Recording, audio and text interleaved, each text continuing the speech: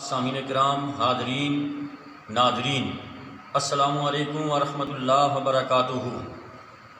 میں بحیثیت تحریک امن و اصلاح صوبہ جموں کا صدر ہونے اور رویت ہلال کمیٹی کا چیئرمین ہونے کی حیثیت سے اعلان کرتا ہوں کہ ہم نے پورے صوبہ بھر میں گواہیاں لی ہیں۔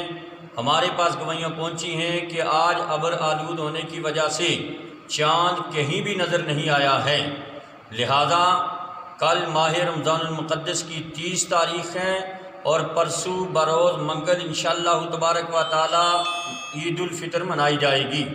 تمام سامعین ناظرین سے گزارش ہے کہ اب اگر کوئی رات کے کسی بھی وقت اعلان کرے چاند کے ہو جانے کا، اس پہ کوئی اعتبار نہ کریں، چونکہ نبی کریم صلی اللہ تعالیٰ علیہ وسلم کی حدیث مبارکہ ہے فَإِنْ غُمَّ عَلَيْكُمْ فَأَكْمِلُوا الْعِدَّةَ 30۔